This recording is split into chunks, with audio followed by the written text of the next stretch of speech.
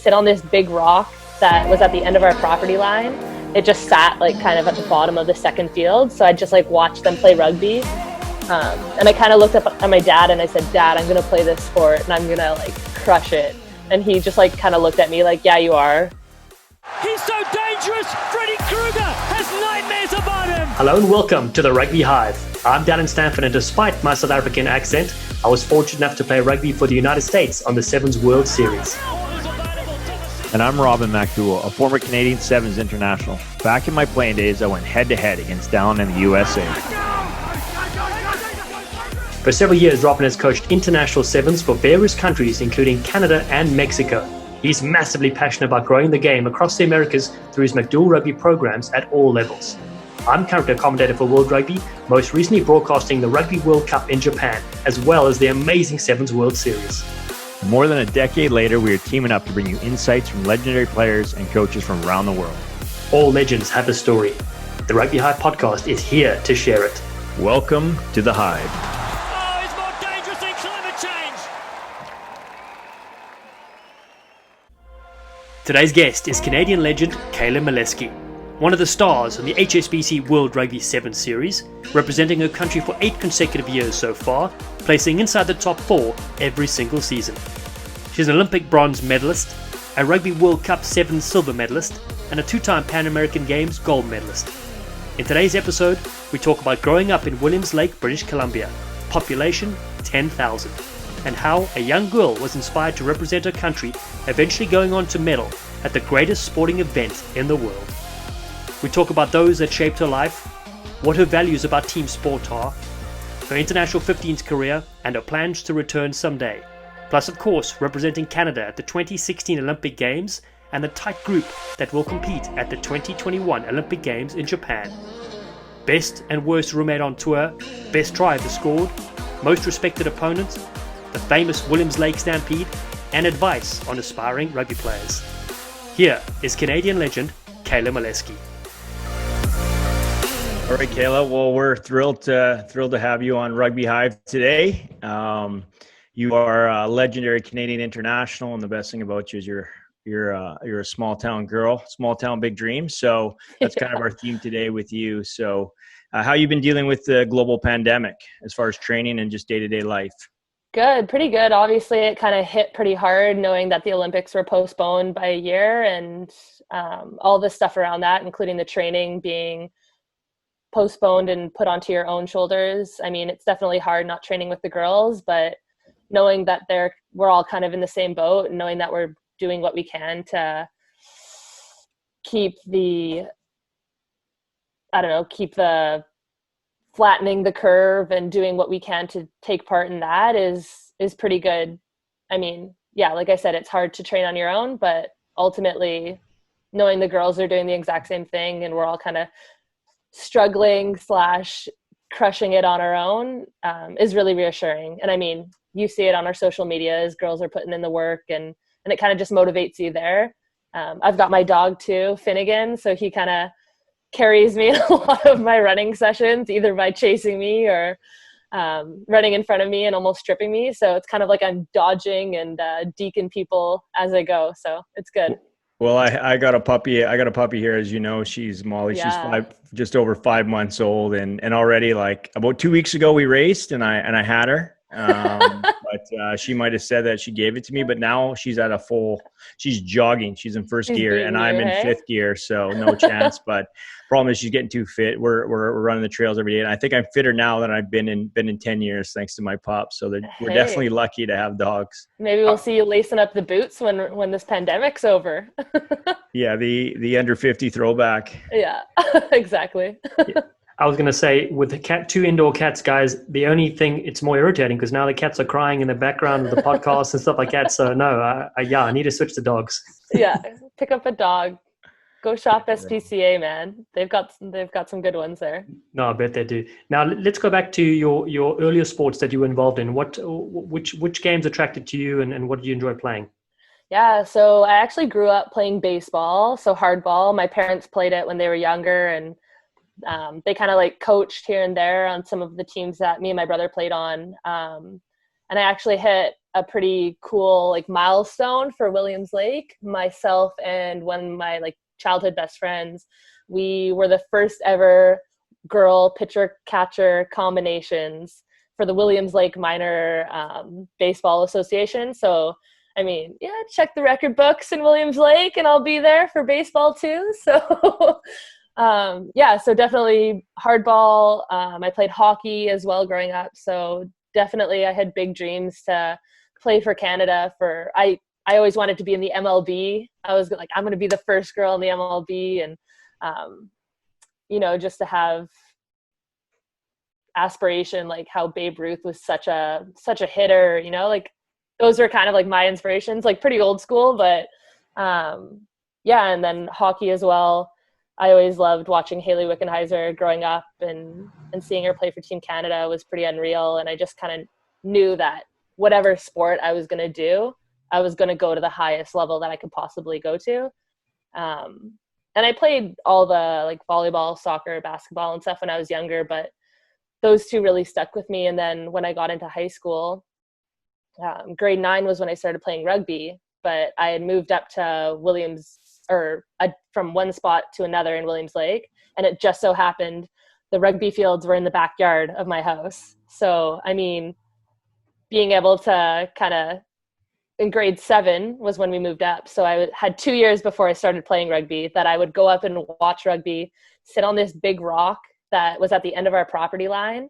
It just sat like kind of at the bottom of the second field. So I'd just like watch them play rugby. And I kind of looked up at my dad and I said, Dad, I'm going to play this sport and I'm going to like crush it. And he just like kind of looked at me like, yeah, you are. And then, yeah, like the rest is history. My mom and dad just like helped me pursue those goals. And, my brother and my dad were always there for me to wrestle with. So all throughout my childhood, I always had some wrestling partners, and WWE was a big one for my dad. So, I mean, it's not something I like to admit, but yeah, I watched it quite a bit, and just being able to wrestle with my dad kind of gave me that tough edge, but jumped into a lot of questions there. Sorry. No, I think you've shown the most diverse background of all our guests so far. I mean, you've covered all the sports and a few other ones as well. I do love, though, from the small town, how you said the field was encroaching on your property, basically. So that's kind of how you saw it. So unique and so amazing. Because often when we chat to people, particularly in North America, like, how did you find rugby? It obviously wasn't the first sport that most people played, and so it's really interesting to see the transition. Now, you must have some other hobbies as well outside of sports, and more recently, have you found time for doing other things? Yeah, I actually busted out my rollerblades again. I may have had a crash here or there, but what doesn't kill you makes you stronger, right? So just been doing some rollerblading. I like to go out and explore with my dog. We hit up trails. I mean, obviously we're trying to find the most isolated trails. But yeah, I've just been doing that. All like hobbies of mine outside of rugby is like camping and like fishing and doing water sports. Like I love wakeboarding and water skiing, but all of those things are kind of put on hold. So definitely a lot of rummaging through old bins, going through some Rugby Canada stuff and looking to see what kind of things I could give away for some goodies to maybe people who want them. So beautiful. We'll advertise a few of those on our social media, so amazing. Lovely. That sounds great. So we were talking earlier today, Kayla, about the famous Williams Lake Stampede, and we're going to have listeners from around the world, and just hearing your insights of that. Again, the theme, the small town, big dreams, and for Dallen, that's born and raised in South Africa before he moved over to Canada in the early 2000s. Cool. Getting to hear this, where this diamond in the rough comes from, and with my involvement as one of the talent ID guys for Rugby Canada women, we're looking for those small town girls like yourself that play everything. So tell us a bit about the Williams Lake Stampede and what that rugby competition that coincides with that rodeo looks like. Yeah. So, I mean, it's a pretty unreal weekend. Like, I mean, it sits side by side with the Calgary Stampede, and it's its own unique awesomeness. Like, there's not very many tournaments that you can say the whole tournament is camped out alongside the rugby field. And like I said, so my property encroaches onto the rugby field. So I remember like growing up, there'd be like people in the bushes. Like I'd walk out to like go to the rugby fields. There's tents everywhere. And obviously it's a drinking tournament. So you kind of see some things that you're just like closing your eyes and continuing walking by. But yeah, it's an unreal atmosphere. And I mean, if you haven't been, you really got to go and experience it, because you've got the rodeo downtown, and then you just kind of like sneak away out of town, and you're in this whole nother realm of like awesome, like camaraderie.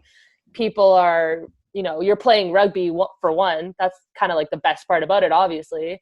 But then you just have like people you haven't seen in such a long time that maybe you played BC or Canada, or you're just like watching people unload amazing little tricks and stuff, and you're like, what? Like there's an old boys like little tournament within it as well, and you just see some of the guys just like going hard. And I mean, yeah, all the women are amazing. Like just being able to stand side by side with the men and outshine them too a lot of the times. Like I mean, I'm not gonna like brag or anything, but the women kind of got their belt buckle first in 2011. So yeah. It's the ultimate prize in Canadian rugby, Dallen, the William Lake Stampede belt buckle. So I was sharing with her my home club, the Cowichan Rugby Club, just north of Victoria here, where I was raised. It you know, we won a number of provincial championships in the late 90s when I was starting, but all they talked about was the Williams Lake Stampede. And it was half the top premier players and half the best partiers, I think, on planet Earth. And so I was always frightened as a 17, 18-year-old kid to get on that bus, because, you know, to get from the Cowichan Rugby Club to get up island or down island to a ferry is about an hour. So that's about an hour of festivities with these professional party goers. And then I don't know how many hours from Vancouver to Williams Lake. It's like 6 hours, depending on road conditions. So about 10 to 14, Dallen, on an old beat up rugby school bus. And from the sounds of it, before they even got to the ferry, I was just frightened. And back then hazing was a thing. And I just didn't want to dress like a lady and be raised by some grown men. So I've never lived that dream. But when I spent 10 years on the prairies, I ended up just being involved in a bunch of community stuff across that province. And it's like going back 100 years when you get to different parts of small town Canada and proper rodeo cowboys. So I ended up winning my own buckle, competing in rodeo. And then my fiance was about to buck me off for doing that dangerous event. So I got my buckle, I got my check, and I got out of there. So I hung him up. But yeah, it's the rodeo world is a special world. And there's a lot of similarities. I've been asked before, like, why I was so engaged in rodeo, and being in a stadium that's full, and being in that tunnel. And Dallen and I have talked about the tunnel on a few of the other podcasts, but being in a bucking chute, so the chute where the animal's loaded, a bull or a bronco or whatever it is, and being on top of that animal, which I have, it's pretty scary, but it's the only thing I get my heart rate up since playing international sevens for Canada. So, but the code that the Cowboys live by is, how bad do you want it? And you're either all in or you're all out. Because if you're not all in, it's not going to work out good for you. And playing on the World Series at the level that you're playing at now, Kayla, you got to be all in, especially with the camera work and these smooth talking announcers loaded. Yeah, they're pretty smooth. Yeah. So what other mentors and coaches have influenced your sporting career? It sounds like your dad has quite a bit, but who else over the last decade? Yeah, so definitely both my parents. Like growing up, they kind of helped me with a lot of my hockey and baseball and rugby. But I have two high school coaches that really kind of hooked me on the sport. One's my best friend's dad, Todd Pritchard, and the other is Mauro Calabrese, which is a family friend for years. Like my dad and his parents knew their parents, and so yeah, they coached me throughout high school and kind of just helped me fall in love with the sport, and they guided me.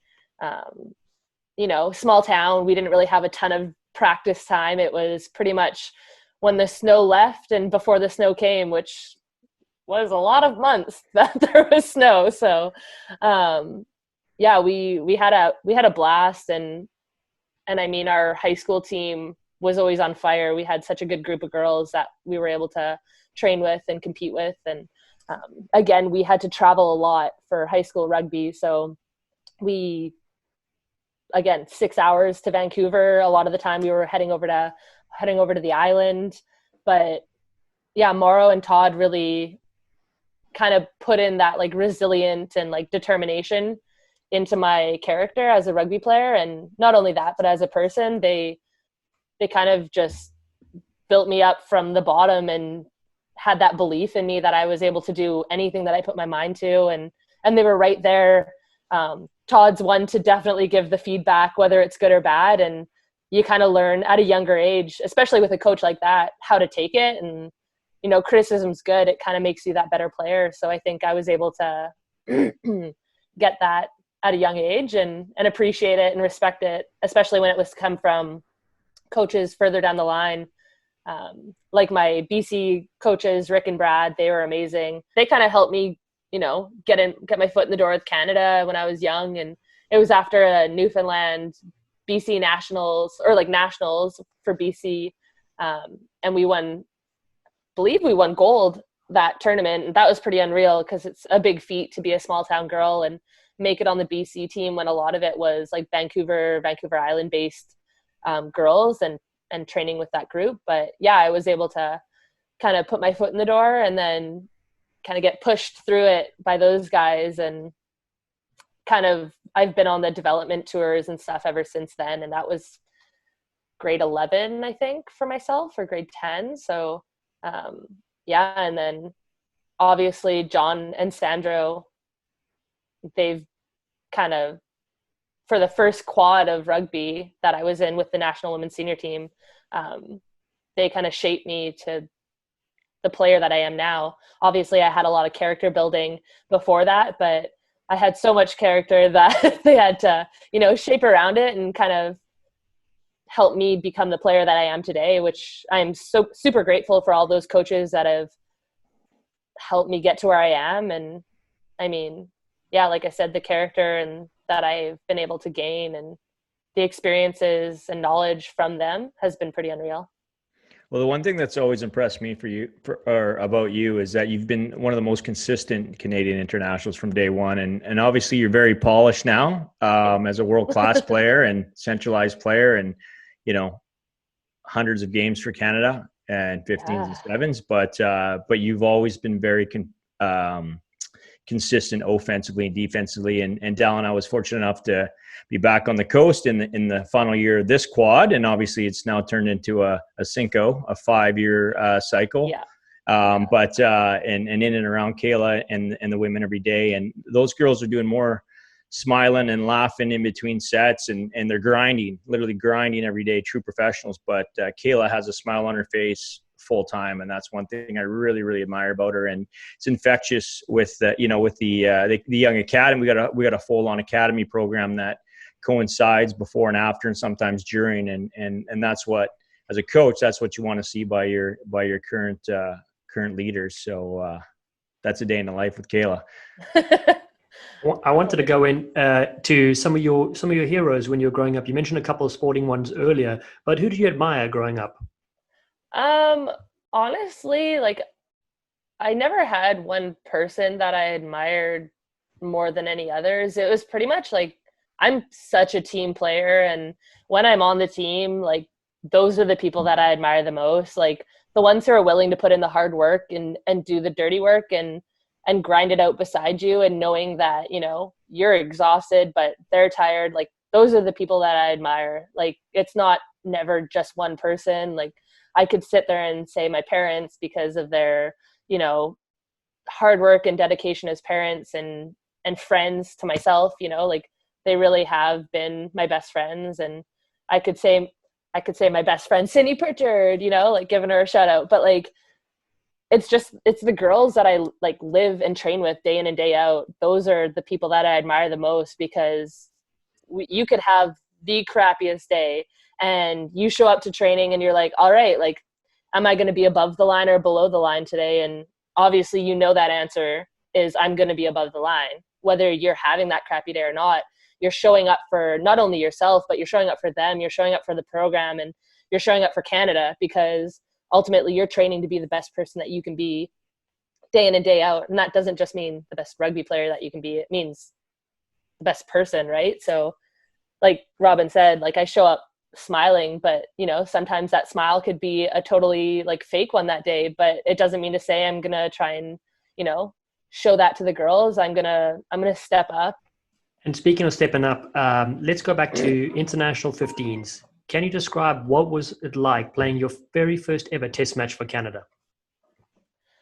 15s. Yeah. Wow. I mean, it was such a whirlwind, because one, I have never played 15s for the senior women's senior women's 15s team before. So, I mean, that in itself was a pretty amazing accomplishment. But stepping out onto the field, I was in a completely different position. I was playing 9. I was playing scrum half. And before that, I was always a fullback or a winger, sometimes here and there playing centers. But yeah, for the most part, going into the 9 position, I was like, wow, I'm a lot closer to the forwards. I have no idea what's going on there half the time. Like, I don't even know if they do, but it was an incredible group to play alongside. And yeah, we were over on a like France and England tour. It was dark, it was cold, but like I'll never forget the feeling of just like getting into the mix. And I was like, wow, man, I love playing 9. I'm so much closer to the action. Like I get to like, it might be hard for me because I love to ruck. So being a scrum half that loves to ruck is a little bit tricky, but yeah, I definitely threw myself in and said scrum half's in. But yeah, I mean, incredible experience. And I'd love to put on the jersey again for 15s and step out onto the field with the girls and really bring home some hardware and kind of show other countries what we're about. So. And what would you say the major differences from playing international 7s and international 15s? Yeah, I mean, they're very different games. Like obviously it's rugby. When rugby comes down to it, you're playing rugby and you're doing your thing and you've got systems in place to kind of get you going forward on the field. But for the most part, anything can happen, whether it's 15s or 7s. I mean, I started with 15s and grew into 7s, and now I'm solely 7s at the moment. But having that little like hiatus where I played a bit of 15s in my 7s career was definitely an eye opener into like kind of the difference of how tours are run, and more so like logistically around that kind of stuff. It's a lot different, but the game itself is the same. Like, I mean, man, if you love playing rugby, you're going to love playing either or.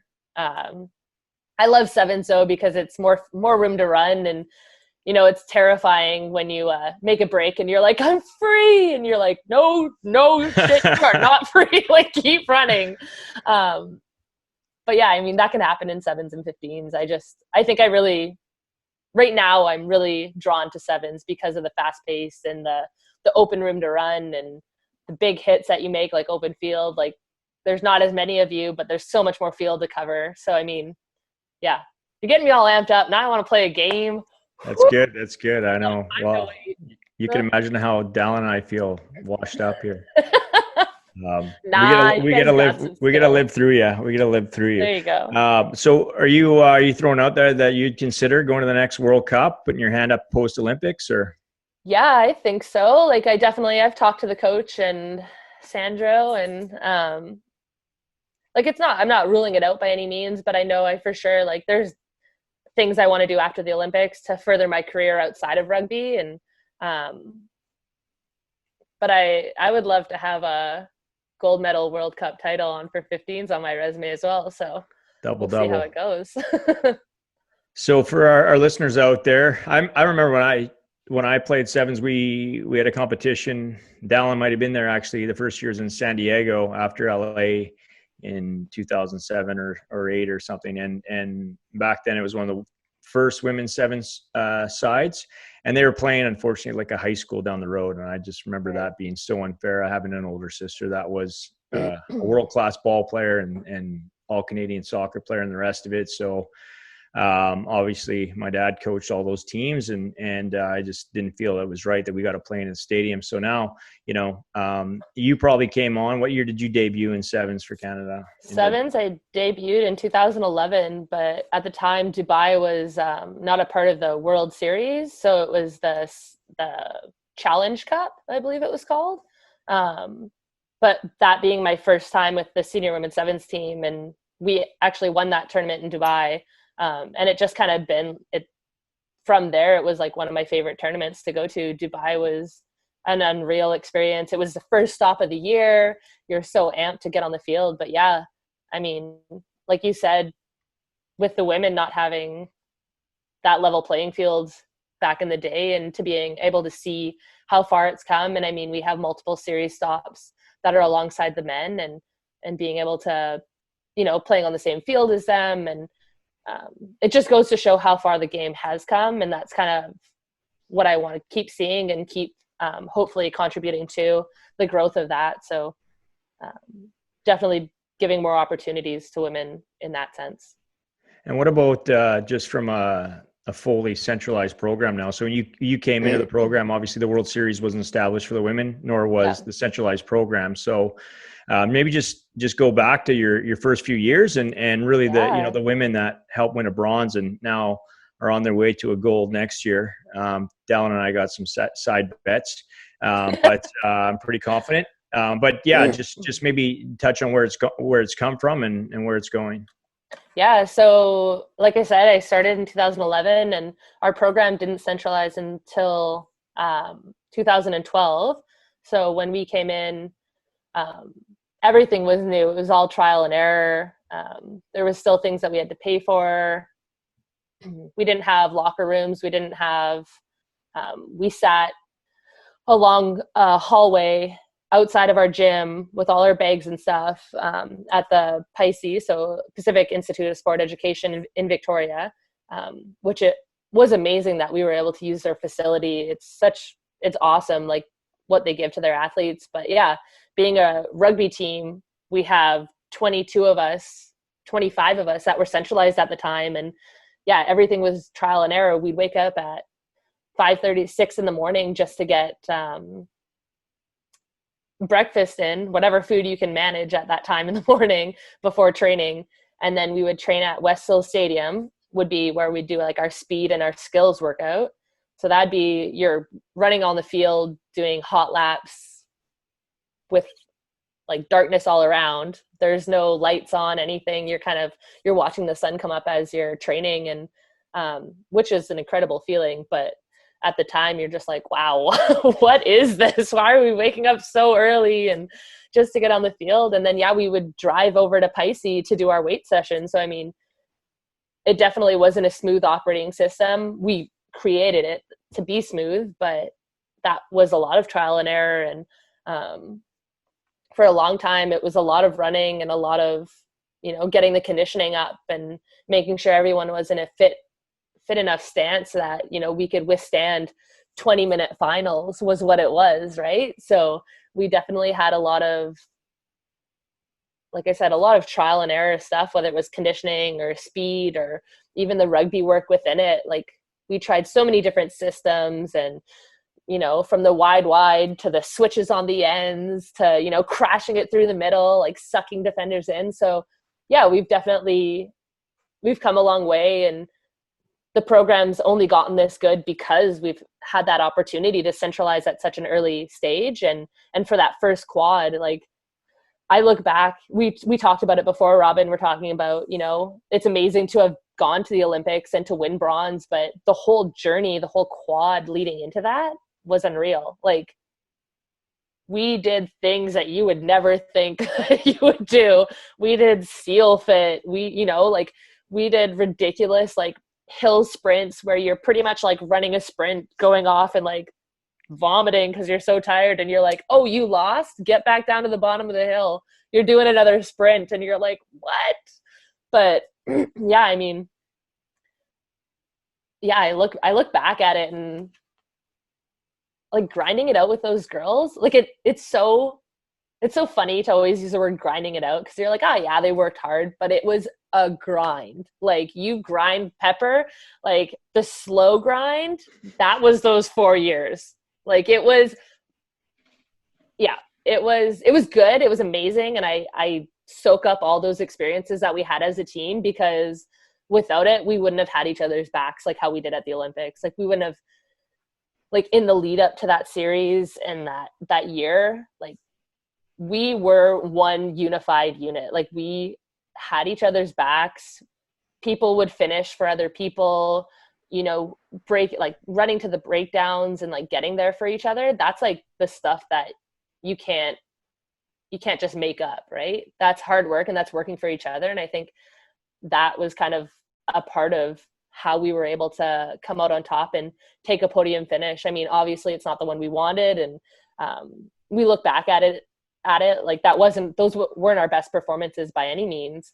But we were able to grind it out because that's what we do.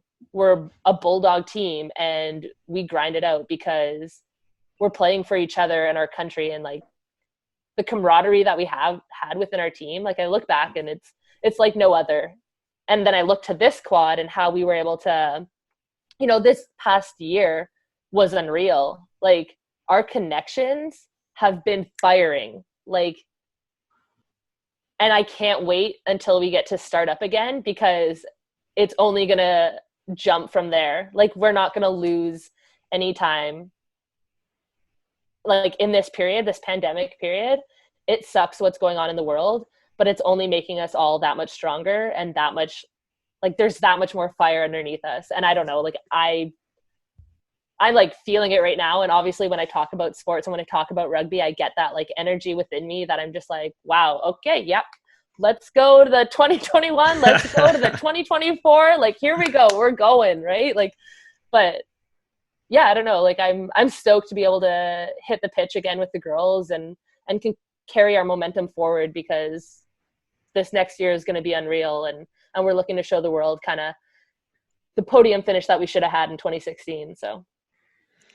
Well, it's nothing sad about that finish. I mean, we all know the world level and Olympic level. It's come on. Yeah, let's see it. Let's see that beautiful thing. I mean, it's not very many times you get to say you're a bronze medal Olympian. That is remarkable.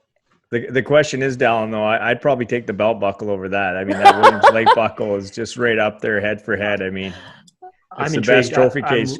I'm really intrigued. I got to head out up to that one there. I mean, both are amazing. I mean, talk about small town legend, international famous. It'd be a little scary. Now, we have a lot of younger rugby players listening. What is your advice to them?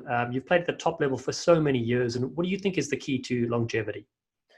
Yeah, I mean, honestly, like taking care of yourself, and that starts with your mental well-being before your physical, because if you're not mentally fit and able to stay on top of you as a person, it's going to make it really hard for you to go into those training blocks, because you have different levels of training blocks that your coaches set out, and it starts from like a low, medium to high.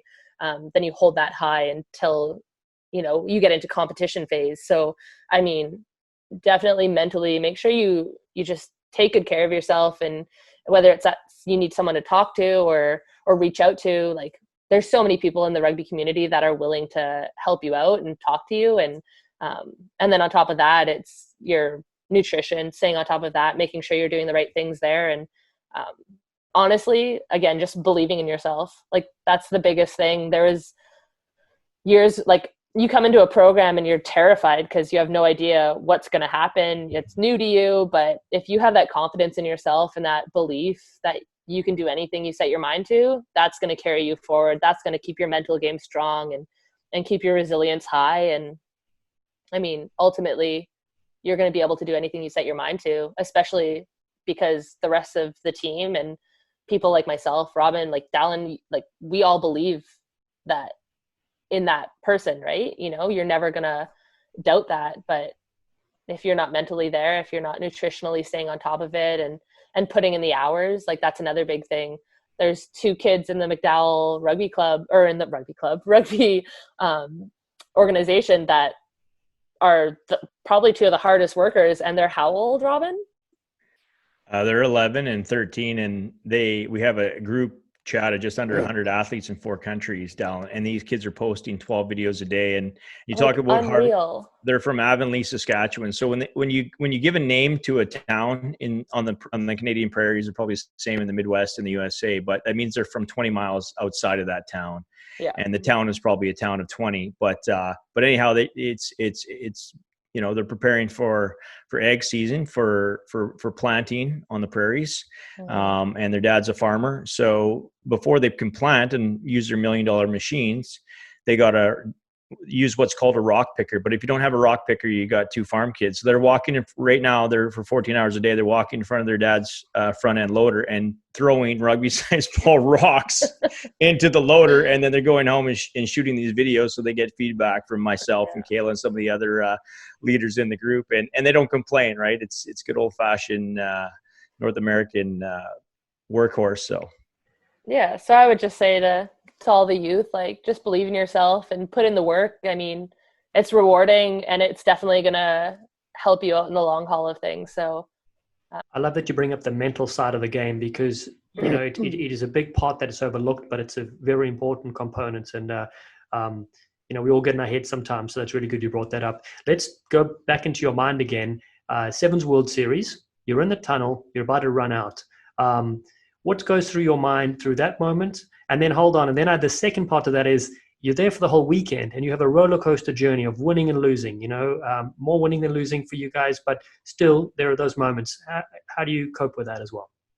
Yeah, I mean, really good questions. There's so many examples that I could give. I mean, like, I'll go back to the Olympics and talk about losing our semifinal and kind of knocking ourselves out.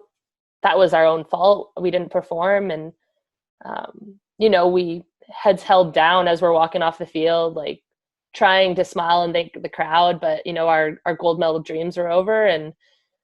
But we got back to the changing room and our captain just said, like, look, we've got a medal performance to still fight for. There's a podium finish and you have 5 minutes to get over this. Take the time you need to sulk in it, talk it out, scream, whatever you need to do. And then we need to turn up because we have a game, and what is it, like always like an hour, 2 hours down the road, we've got another game to go. Right. So, I mean, we had that moment. The locker room was pretty quiet.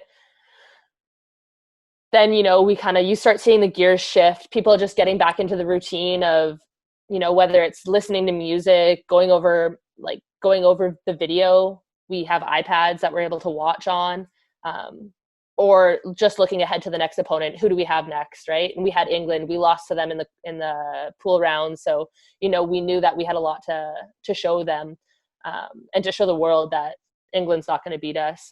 Great team, but we were going to be better that day, and that's how it was. And we stepped out onto the pitch for that warm up, and I kind of just I took a moment to I remember it so clear as day.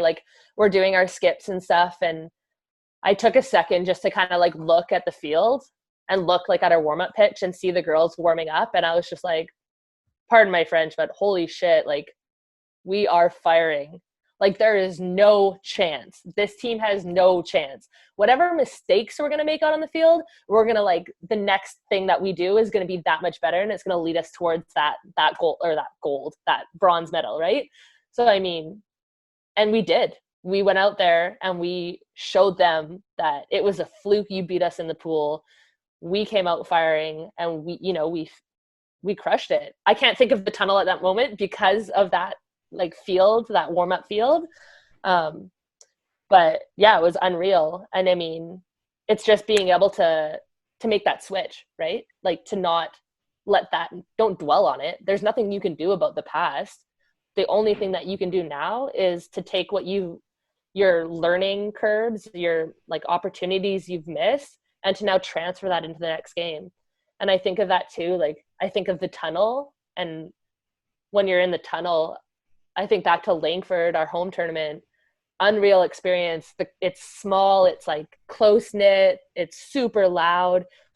Everyone above you is stomping on the stadium, the stands, and you just hear it so much louder, and your heart is racing. But you're the minute you get in that tunnel and like, okay, you hear it all and you just kind of like soak it up and you like absorb it and you just like take it for when you're on the field. And it's just this energy that like, okay, I'm so calm. Like you have those butterflies. And for me, they're never like, oh my God, I'm scared, I'm going to play rugby. It's like, holy, I am amped up and ready to go. These butterflies are like firing all my cylinders right now. And I mean, it's such a good feeling. So mentally, you don't think of it as like trying to shy away from it or to be scared about a feeling that you're having. It's like, take it in. If you feel, wow, this is loud, acknowledge it. Say, wow, this is loud, man. Like, let's go. Let's use this crowd. And yeah, I think that's like one of the big things that we have. Like, one of the girls on our team, Karen Pecken, she always says, "Allez, allez," like really, really loud. So she's always like, cover your ears. And like, as soon as she says it, like, you're just like, all right, here we go. Like, that just like drowned everything else out. And you just turn in and you focus. You're giving each other like pats on the back and you're like, here we go. And you see the cameraman giving that countdown and you run out and everything else just kind of like goes away. You don't even know. Like it's crazy, those feelings, especially playing in big crowds like Dubai, and we've played in Hong Kong before, and God, Cape Town was incredible. Like, that's amazing. Like, you don't get that very often. So I mean, never be shy or scared of a tunnel. Like, soak that up, because those feelings are what like make you roar. I don't know. I always talk so much. So no, this is great insight, because you're giving us goosebumps and describing those moments are so precious, because very few people ever get to experience that. And which brings me to my next couple of questions about the Olympic Games. Overall and generally, what was your experience like? I mean, you're obviously there for your particular sport, but you get to see so many other athletes from your country and around the world. Can you tell us a bit about that? Yeah, I mean, it was pretty unreal. Like, you know, we went and watched beach volleyball. We went and watched like BMX riding and synchronized swimming. Man, those girls are insane. That's a tough sport. But and then just being around everyone, right? Like, for myself, I got a little shy because I was like, man, we're just like rugby players. Like, these guys are like pristine athletes, you know? Like, and then I was like, wait a second, like, we're here at the Olympics. Like, we're a part of this group. Like, it's incredible.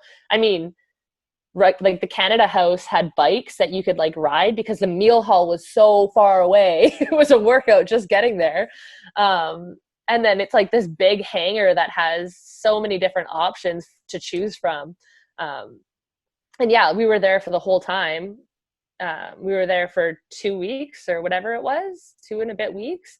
How was the food? How was the food in the athletes' village in Brazil? It was good. There was definitely like things that were better than others, but I mean, overall, like, after we were done the games, like, we stuck to our chicken and rice and vegetables, and then after the games, like, we would go explore. We'd go to the Canada House and they'd have all these little appetizers, and you could go out and have like these big meat sweats from all these like Rio, like Brazilian little barbecues. Yeah, it was crazy. Like, the amount of food that they have in the country is like, and it's so like culturally like thought about, like cared about. It's like this food that's just like they're so proud of, and you're like, you're stoked to eat it because you're just like, man, that smells unreal. And then I do have to admit, we definitely got quite a bit of McDonald's in the village. So, I mean, I don't think that'll be around next year, but I think they were canceling McDonald's for some odd reason. But we can edit that out of this video as well, you know, the young athletes watching. But that's the thing.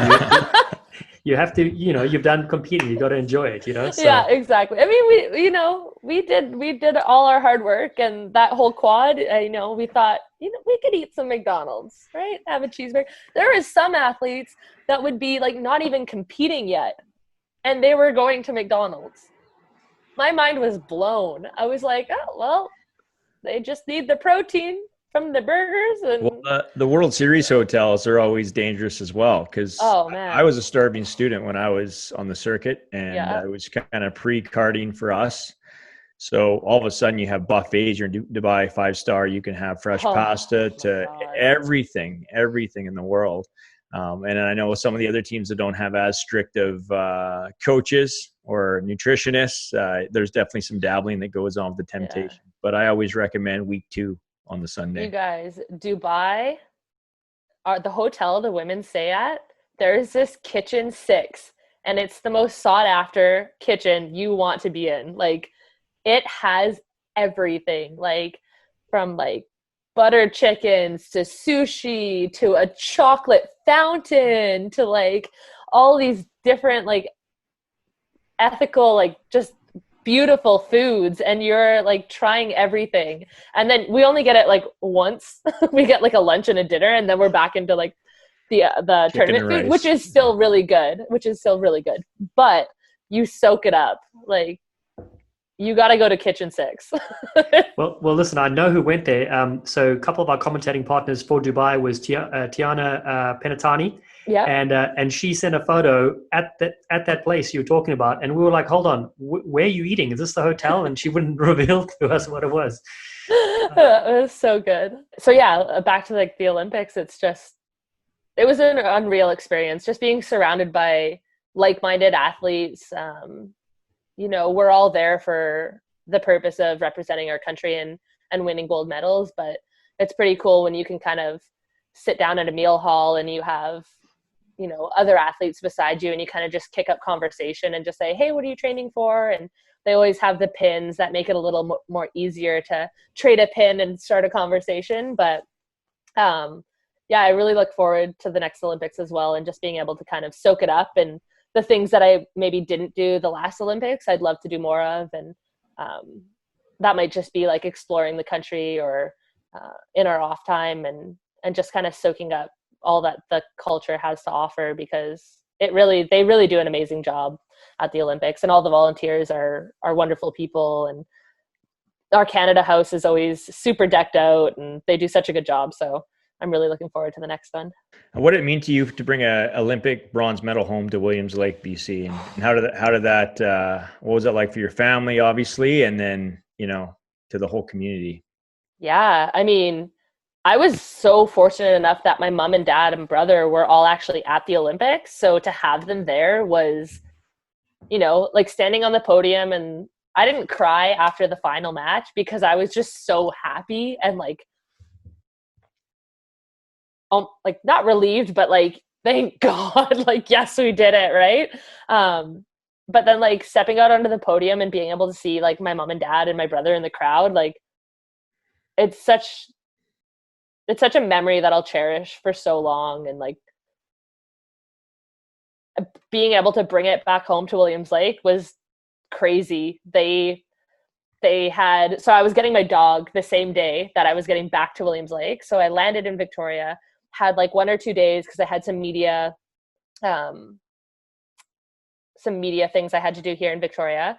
And then when I went back to Williams Lake, I was getting my dog. So they were bringing him down from Prince George, and I was meeting them at Tim Hortons, and my mom is calling me and she's like, Kayla, you have to get up to the rugby fields, like come home. And I'm like, Mom, I'm getting my dog, like what do you want, like I'll be home soon.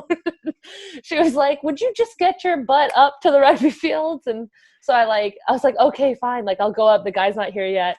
So I go up, and there's a massive little like heartwarming group of my friends and my family, and they're all gathered at the clubhouse.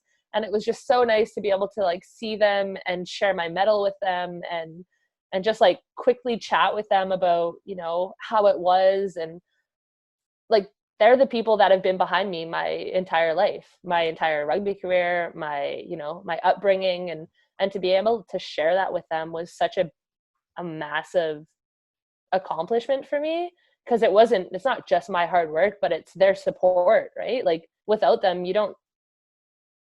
it's a lot harder. So, I mean, I was so grateful that, they took the time to put on a little like housewarming welcome home little gathering for me And then the next 2 days go by, and I'm getting calls saying, "Hey, Kayla, we're having a parade for you. You're gonna I believe it was the Ford dealership or one of the dealerships in town put on a big decal, said congratulations, Kayla Moleschi," and I got to drive that truck.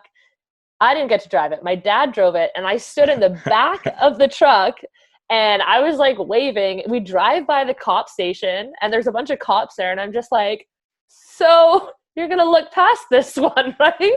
And they were like, "We'll get you next time. Don't do this again." And I was like, "Oh God, thank you."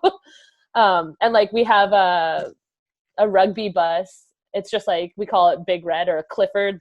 I think that's what we call it. Big red bus. Yeah, exactly. And it's just like a short bus, but they put like congratulations, Kayla Moleschi, and like decked it out. And it was just unreal to see that so many people had supported me. And after the parade went through town, we did like a gathering and a little presentation, and I got to chat to kind of the community. And there's a bunch of people like lined up everywhere, like wanting to autographs and that kind of thing. And I was just like, man, like never would I have thought in a million years, being from Williams Lake, that this would happen. Like I feel so honored to be a part of that. And just to call Williams Lake home is amazing. And I owe so much to that town, and just from training at all the little high schools or all the little side fields, and the people that have supported me, it's been unreal. So bringing that back to them was a really, really big heartfelt moment for me, and just being able to share that. So, well, they say it takes a village, it really does. And a strong sporting community, and sport changes lives. And so you being a hometown hero, and the whole small town big dream. So I have a plan today that I didn't tell Dallen, I didn't tell you, Kayla, but Rugby Hive is officially starting today, the hometown of Kayla Moleschi billboard movement. So we want everybody to hear this, and we're going to push this hard. So this is my next. You know how once I get my heart set on something, I don't give up. So I'll be pushing this hometown of Kayla Moleschi bronze medal. I love it. And we'll when they unveil it, we'll have to get Dallen and his beautiful voice to do the commencement. Oh my God, I'd love that. That'd be awesome. We'll fire it up. That's so fun. So looking to the Olympics 2021, I know we spoke about a month ago when I first started the online, athlete support group or training group, trying to get these athletes to not look at this as with what's going on in the world, obviously as a setback, and obviously there's a lot of tragedy around the world, and I think it's a good opportunity. We spoke with Andy Friend, the former Wallaby coach, but he's a great man, and he's kind of said the same thing to his team. Is this an opportunity for us to get better and take a look at ourselves? So for you, what we discussed is looking to, this quad Olympic cycle is now turned into a Cinco cycle. But, what's your outtake on that? I mean, yeah, it's definitely, it's tough. It's a year pushed back. Like we were on the trajectory of where we wanted to go. And like I said, the pandemic is devastating to see what's going on in the world, but to see people actually doing their part and stepping up for the frontline workers and being able to, set aside some of the things that they want to do in this moment to better the world and to better what we have down the road, is really admirable. And that then goes back to how we're training, right? So, I mean, yeah, we're training on our own, but it's not slowing us down. Yeah, it's hard to pick up motivation, but you see it, you see a post from one of the girls and they kind of get you going, or you send a message to someone on your team, and you know that they're in the same boat, and ultimately we have the same goal. The goal's not changed, the year's changed for sure, but the goal remains the same, and that's to be the best team on that day to win that gold medal, because we're capable of doing it. We've seen brilliant rugby that we've played over the last 5 months, and we're not looking to slow down. We're not looking to stop or take a break. We're not looking to let off the gas by any means. We're looking to take this time mentally to do whatever you need to do and build back up into another incredible year that's going to take us to a podium finish. And like you said, like it's only going to make us better.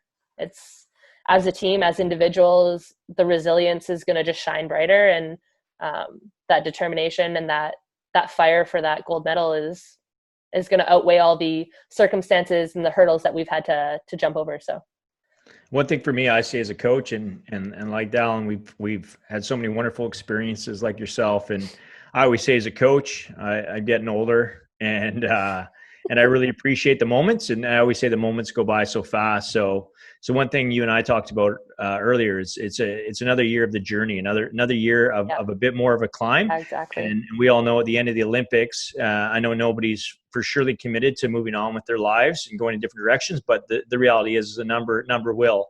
And you get another 12 to 16 months of being together before you all go on and live your lives. Because I know I miss my teammates every day, and I miss them. I'm kind of excited. I'm excited for you girls to get another year together of madness. Yeah, I'm super stoked. I mean, I miss the girls every day. Like I've said, like made shots of watching their social media and getting motivation from them. But yeah, it sucks not training together. I mean, you take it for granted, and you're like, oh yeah, we're always together, we're always with each other. But man, like you generate so much of your energy from each other, and like you feed off each other. And I mean, they're my family. They're not just my friends. They're my family, and not even just my rugby family. They're just my family. Like they're girls that I would do anything for. I would go out of my way to help them by any means, on or off the pitch. And it really goes to show the relationships that you make in rugby are really special ones. So definitely look forward to another year. Just kind of pushes the outside career of rugby a little further down, but I'm not too sad about that. You got the rest of your life. By. Yeah, exactly. I'll get by with another medal around my neck too. So that's right. So time to put you on the spot here. We've been too nice to you. So who is your best roommate on tour, and why? And just a little backstory. We had Hirayama on the other day, and his best roommate ever was my worst roommate ever. So that was interesting. Who? Yeah. You'll have to listen to the Rugby Eye when it comes out. Crushing me. All right. Kill the suspense here. I'm subscribed. I'm already subscribed. Lock it in. Best roommate on tour. This is tricky because there's so many good ones. I'd have to say though Britt Ben, because she's kind of just always on top of the ball, like the room's always clean. I'm a clean person. So I mean we kind of like yin and yang, but we're like so similar in like our OCD tendencies of like the room's clean, we're on top of it, we're ready to go, we're like, whether it's training or I'm frosting her tips for rugby. That's a good bit of intel for the commentators. Yeah, exactly. Yeah. It's a little thing we like to do just to get her going for rugby games. So it's pretty funny. It was a bet at first, I think, and then somehow it turned into like a bit of like a ritual, I guess, or like I like it. Yeah, she might kill me for saying that out loud. I don't know. No, it's good. It's complimentary, and I mean, she's one of the fiercest players we've seen as well. She really is. It was that time when she was wearing a face mask in was it Dubai or Cape Town? Yeah, she's crazy. Yeah. Still keeps going. Yeah, she's a truck, man. And another reason why she's a great roommate is she just you feed off her energy, and she's such a dynamic player. She can do it all, and like all the girls really, but. Yeah, she's a really good roommate. And I don't even know about my worst roommate. I feel like that's the next question. That's the next question. It is. Now, again, it could just be somebody that's not tardy and you're tardy. So I can relate to that. But you got to give us somebody who's your worst roommate and why. Man, I guess I've not really had too many like worst roommates. I feel like it's always been Ben, Ashley Stacey, whom I love, Bianca Farella, love her, all great roommates. I guess like one time I had Meg Lee Harvey, and I was like, love the girl, but we were just the different people. So I'd maybe put her into the category of the the most yin and yang of roommates. There we go. Good. Thank you. Appreciate that. Yeah. So now a question, your most difficult or respected opponent you have ever played against? Man, we've had a few, but I feel like the easy answer and like the obvious answer here is New Zealand. So definitely respect them, think they're an amazing team, and they're obviously sitting on top right now. And we've had, ever since we've played them, we've always had really tough battles, and it comes down to the wire, whether it's just a try or a conversion. And over the years, we've kind of been able to unlock a lot of what we need to do to beat them, but we've just not quite got it. And I really think over this past year and a half, we've been doing that a lot better and been staying in the game. And I think, it's not so much that we fear them by any means. It's more that we let ourselves down with maybe like the handling errors or like the little things that we're just not quite executing properly on that day. And I think over this next year, there's going to be a lot of harder matches for them against us, because we're not slowing down. We're going to bring it to them, and they respect us. And I'm sure they'd say the same. Like, they're not just going to give it to us easily, and they're looking to be the ones on top, and so are we. So I mean, you're going to have some good commentating coming up. Oh, can't wait. Now is there one player that you admire the most, or that you go against head to head, at these tournaments, that you're like, I need to watch out for this player? I mean, not like necessarily, like I'd say like I love playing against like Nathan Wong. Like, she's always such a good player to play against, and just kind of watching her game, she's pretty dynamic, but she's always such a sportsman-like player that, you could go out there and rip each other to shreds, and just at the end of the game, you could shoot the shit and have a good time and talk about it. And yeah, I respect her, and I think she's a great player. And there's a lot of girls from all over, obviously, like Emily Cherry. She's a sweetheart from Australia. Not so much a sweetheart on the field, but she's got a wicked step.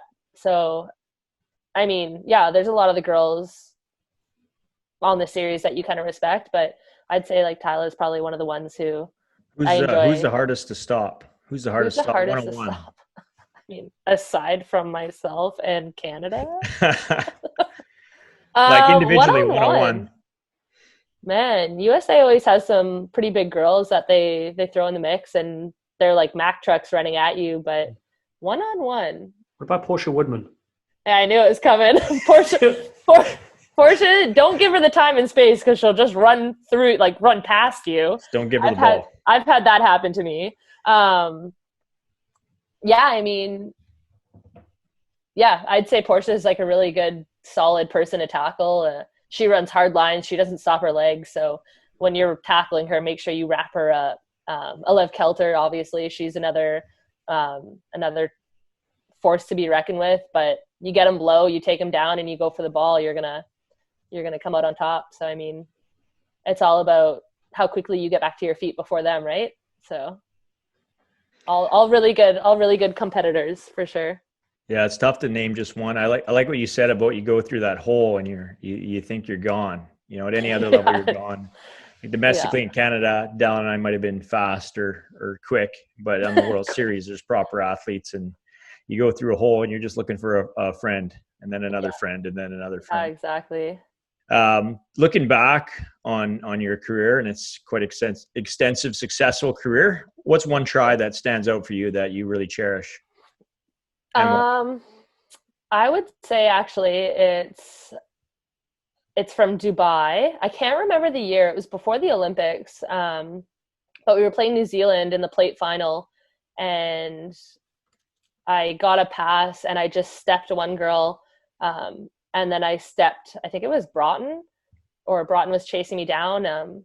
And she just I felt like the one little swipe, and it nicked my foot, but I just picked it up and kept running, and I was like, dear Lord, someone help me.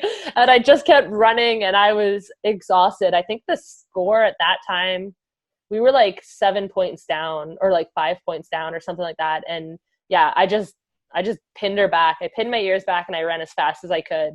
And I ended up scoring. And it was like a 50, 60 meter try. And those aren't like my tries, like by any means. I'm not like the 70 meter sprinter. I'm the rucker. I'm the honey badger. I hit the breakdowns. I make 10, 20 meter sprints that just like get my team going forward. And I set people up. But yeah, that try definitely was one of the ones that really stood out for me as one of my all-time faves. And then another would be playing France in the quarterfinals at the Olympics. I was scrum half. I just put the ball in, the ball spewed out nicely, and I just right around the corner and just, close to the posts. And it was such a good feeling to put my team back on top because we were having a few bounces not go our way, and just to kind of like light the fire and ignite us again. It was pretty awesome to do that. So 2 of my favorite tries for sure would be those guys. And yeah.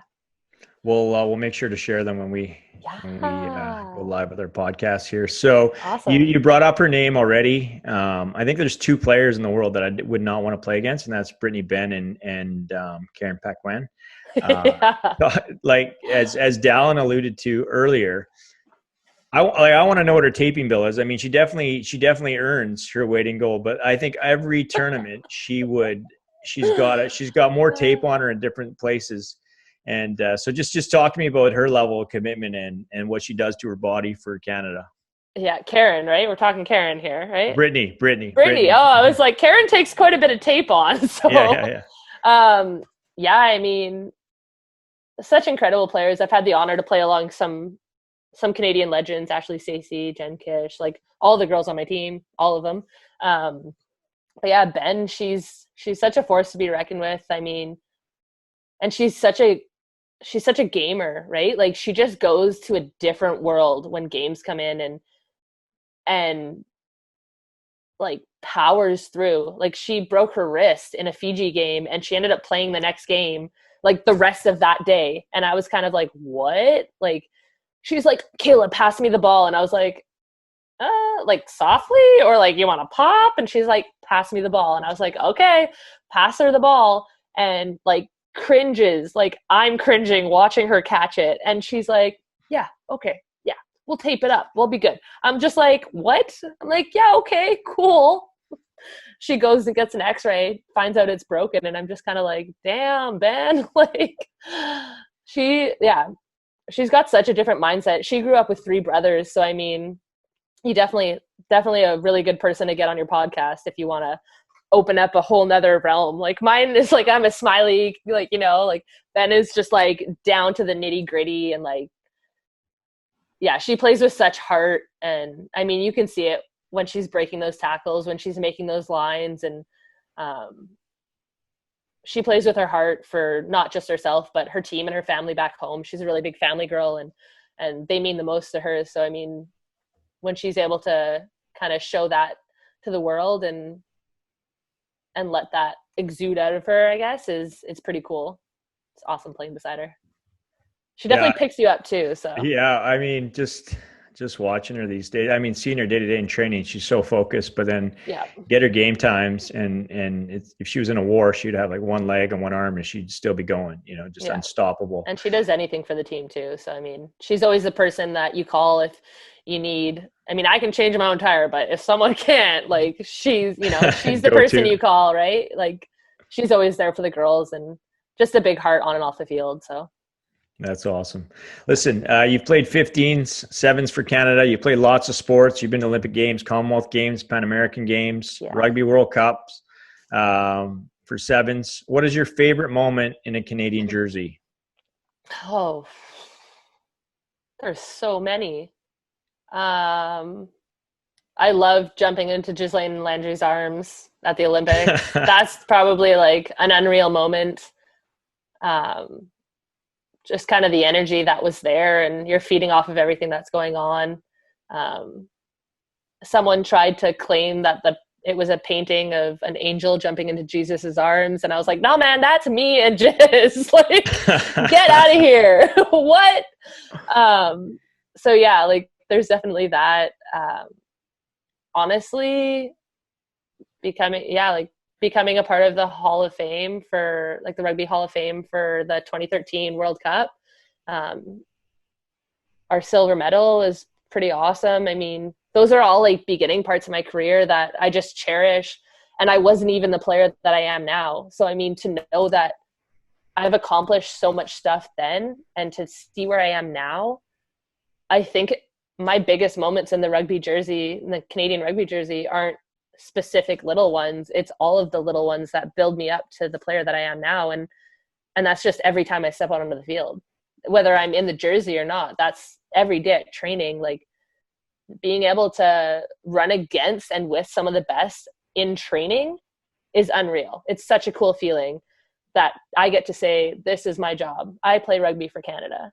And whether it's a lot of money or not a lot of money, I get to do this because it's what I want to do. It's what I choose to do. And I'm a part of an elite group of athletes and people who are performing to the fullest of their abilities. And those are the moments that I live for. And like, it's not about a try here or there. It's not about a medal here or there either. It's about being able to put our hard work that we do daily in and out, Monday to Saturday, Monday to Friday, whatever it is. There's a lot of days that we train 6 days a week, but like just being able to say we've put all this hard work together and we've accomplished this together. Like it was never just one person. It's never just one coach that has gotten us there. It's us as a team, as a whole program. That's our support staff, from nutritionists to video analysis to our GPS analysis, to all of the support staff like yourself, Robin, and just the community that is Rugby Canada. I mean, those are the moments. Those are my favorite moments in a Rugby Canada jersey, is just being able to see that hard work translate onto the field and to make a 20-meter pass and one of the girls scores a try. Like, that's what I live for. So. Well, you couldn't ask for a better ambassador of our sport and poster girl for Canada and Canadian rugby. So thank you for all you do, Kayla. Well, thank you very much, you guys.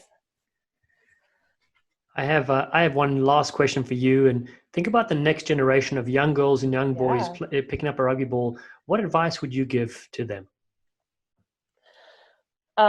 Pass it as much as you can. Every kind of pass, whether it's a push pass, a pop pass, an offload, a spin pass. Use your feet, kick it off your foot, whether it goes left, right, 20 meters, 5 meters in front of you. Just get used to it being in your hands and fall in love with it. Watch as many games as you can, and just study the game. Be a study of the game and just really take it in, because it's an incredible sport. It takes you to amazing places. And again, like I said, just believe in yourself, because you're capable of anything you put your mind to. And for any of those doubts that creep in, just remember that you are an incredible person and you can do anything. And there's people that are going to back you and there's people that aren't going to back you. There's going to be people that are not rooting for you, and feed off of those people, because how good is it to say at the end of the day, I did that and you didn't believe in me? Looks like I'm coming out on top, right? So, I mean, just, again, believe in yourself, pick up the ball, run around, pass it, keep your 6 foot distance right now, but definitely, make it a part of yourself and make it a part of who you are. And it's not just a sport, it's a lifestyle. It definitely really is.